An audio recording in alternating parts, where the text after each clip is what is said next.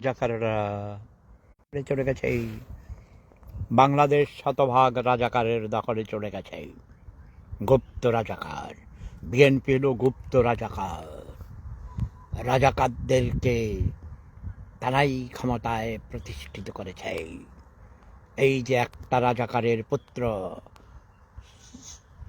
সোখা মিয়া রাজাকারের পুত্রকে প্রেসিডেন্ট বানাইছে, অলরেডি বানাইয়া দিছে। এসব প্রহসনের নির্বাচন করার দরকার আছে? পার্লামেন্টে 1 মিনিটে কত লক্ষ টাকা খরচ হয়। আরে বাবা, ঘোষণা করে দে, এর নিয়ে বসাইয়া দে। ওই ছাগল্লা দাঁড়ি সর্বপ্রথম এক দাঁড়িওয়ালা প্রেসিডেন্ট বঙ্গভবনে কয়েকদিন থাকছে। এটা বলার এক খাচ্চর নামদারি মুক্তিযোদ্ধা। কিসের মুক্তিযোদ্ধা? ভুয়া। ওইসব ভণ্ড। ওই বেটা এখন ফিরে আসবে আবার স্পিকার হয়ে। ওই রাম ছাগলের মতো এরকম দাঁড়ি রাখছে, আবার দাঁড়ির মধ্যে সাদা রং, আবার কালো রং। হিংসা আমার তোদের প্রেসিডেন্টরে ঝাড়ু মারি, হিংসা মারি তোদের প্রধানমন্ত্রীরে থক্ক মারি, জুতা মারি, হিংসা মার তবু কপালে, হিংসা মার বাঙালির গোষ্ঠী গিরে, রাজাকারের গোষ্ঠী গিরে, তোর সব ছোট লোক গরিব সব রাজাকাররা বাইরে আইতেছে গর্ত থেকে। এটা ভালো হয়েছে। আমার হাসুয়া পায়ে এসে রাজাকার খুঁজতে হবে না। বাঙ্গা ভবনে আমাকে চুপ্পু ভাইকে কোন রকমের যাক সেফ এক্সিট দেয়া দিছি, হাঁসুয়াপাকে সেফ এক্সিট দিয়া দিছি। তোরা কোথায় পালাবি? এখন ভারতে যাওয়ার জন্যে, ভারতের সাথে আপাত করার জন্যে, খাতির করার জন্যে উঠে পড়ে লেগেছিস। আমি সব জানি। সেনাপ্রধান ওয়াকার সাহেব, আপনার ক্ষমা নাই।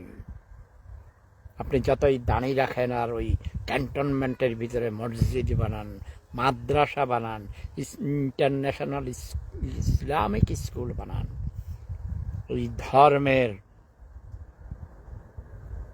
ভণ্ডামি করে, ধর্মের আবরণ পরে রক্ষা পাবে না। জেনারেল ওয়াকার সাবধান বলে দিয়েছি। নূর মোহাম্মদ সোহেল পাটোয়ারি স্বাগতম। এমডি জাহাঙ্গীর স্বাগতম। এবার হাডারি সাহেব, হাডারি সাহেব রাজাকার প্রধানমন্ত্রী, রাজাকার পুত্র প্রধানমন্ত্রী, রাজাকার পুত্র প্রেসিডেন্ট, আর তোমরা আওয়ামী লীগরা আমের বর আছো সব বসে বসে। আমের বর আছিনস? হ্যাঁ। নিশা হাসান ওয়েলকাম। মাসুম হৃদয় স্বাগতম, স্বাগতম। কিসের পিসের শব্দ হয়? ও পোলা পানি খেলে এটা পানি দিয়া কি করে? ও মাই গড। চিলড্রেন পার্কের পাশে বসা তো আমি, বাচ্চারা খেলে, এই জন্য পিছনে শব্দ হয়। মাঠ আছে চতুর্পাশে, রেসিডেন্সিয়াল এরিয়া। আমি এখানে বসে একটু জোরে কথা বলতে পারি। আমার নিজের বাড়িতে আশেপাশে চতুর্পাশে প্রতিবেশীরা, বুঝো না, জোরে কথা বললে সমস্যা। দাদু নেপালের প্রধানমন্ত্রী আজ নেপালে ঢুকেছে। ও প্রাক্তন প্রধানমন্ত্রী, সেটা বলো। মামুন পাটোয়ারি কুয়েত থেকে। সব পাটোয়ারি, হাডারি দেখতে পারি না? হাডারি আমার ঘর সংসার, আমাদের ফ্যামিলিতে এক হাডারি আনি সব ধ্বংস করে দিয়েছে। হাডারিরা চোর ডাকাইতে হয়, বুঝা? চোর ডাকাইত, খুনি, রাজাকার। আমার মেজু ভাবি নুরুমিয়া হাডারির মাইয়া, তার ঘরে যে 3টা ছেলে হয়েছে, 3টাই চোর ডাকাইত, খুনি। এই যে নূর মোহাম্মদ সোহেল হাডারির 4 লক্ষ না 4.5 লক্ষ টাকা মারি দিছে। ঠিক না রে হাডারি? আমাকেও গ্রামে, আমাদের পাশের গ্রামে হাডারি, হামিদ হাডারির ফোলারা রাজাকার ছিল। মেজর রফিকরে কয়েক লক্ষ টাকা ঘুষ দিয়া মুক্তিযোদ্ধার ভাতা খায়, মুক্তিযোদ্ধার লিস্টে নাম উঠেছে। আমি কই কিরে মিজান হাডারি, তুই আবার কবে মুক্তিযোদ্ধা হলি? কয় মামু আর শরম করে, আই নিজে কোনো মুক্তিযোদ্ধা ছিলাম না, আর ভাতিজা আলী হোসেন হাডারির হুতে সরকারি চাকরি করে, হাতে কেনে কেনে মেজর রফিকের লগে লাইন করি, কয়েক লক্ষ টাকা ঘুষ দি, আঙ্গো নাম উঠাইছে। ঠিক না নূর মোহাম্মদ সোহেল হাডারি? আমি মিশা কথা কইছি নি? দেখ হাঁ বা না দেখ, মিশা কথা দেখছি, মিশা কথা কইছি এই পর্যন্ত? তোর 4.5 লক্ষ না 5 লক্ষ টাকা মারি দিছে না কাল্লা। আমাকে কাল্লার মা হয়েছে হাডারির মাইয়া। এই হাডারির মাইয়া আমাকে ফ্যামিলিতে আইনা রে ভাই, পুরা একদম মজুমদার ফ্যামিলি ধ্বংস করে ফেলেছে একেবারে। অজাত কুজাত, চোর সোট্টা, ডাকাত, খুনি, দিনে দুপুরে মানুষ কোপ দিয়ে মারিয়ে রয়েছে। বিচার নাই দেশের মধ্যে। টাকা দিয়ে তারা এই তোকে টাকা মারি, ওই পুলিশ করে বিচারপতি করে টাকা দিই। ওই জন্যই এই যে মামুন হৃদয় হাডারি দেখছে, হাডারিরা বেশ চরিত্রের অধিকারী। হাডারিরা লাঠিয়াল বাহিনী। আমাদের এলাকায় যত হাডারিরা মারামারি কাটাকারি, ওই জন্যই। আর খালেক মজুমদার, এটাও এই মজুমদার বংশের কলঙ্ক, রাজাকার ছিল।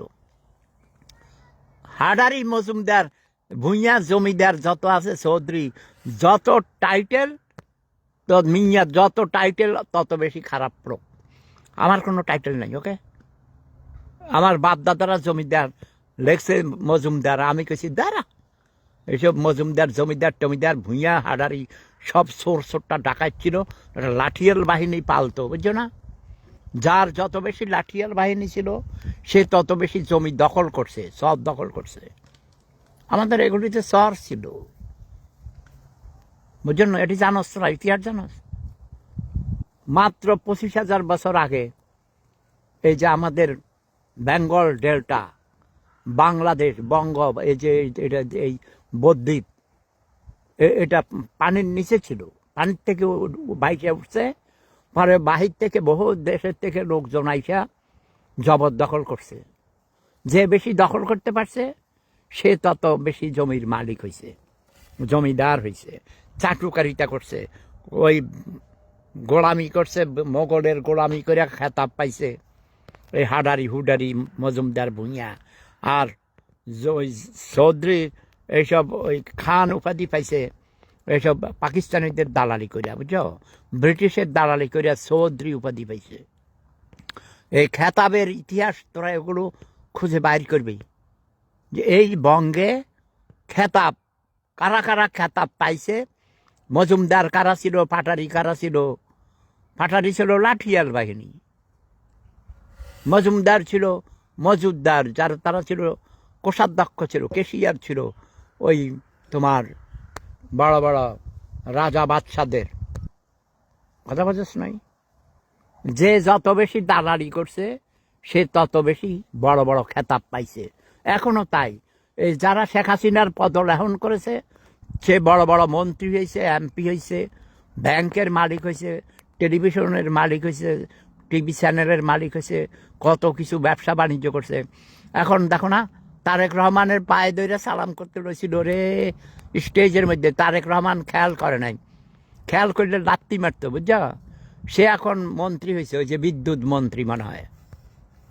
এইসব টাউট বাটবার পদলেহনকারী, এই যে মির্জা ফখরুল ইসলাম আলমগীর, তারেক রহমান তার ছেলের সমান। তারেক রহমানরে চার হুজুর হুজুর করে করে এখন প্রেসিডেন্ট হয়েছে। এই প্রেসিডেন্টের মুখে আমি থতো দেই, ঝাড়ু মারি।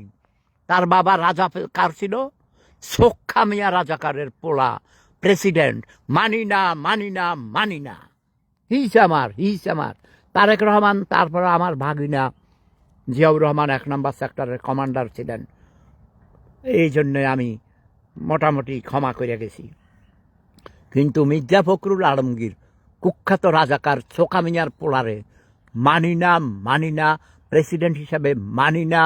জুতা মার, জুতা মার, তোরা বাঙালিরা, তোরা গোলামের জাত, তোরা জুতা মার, জুতা মার, ঝাড়ু মার, ঝাড়ু মার।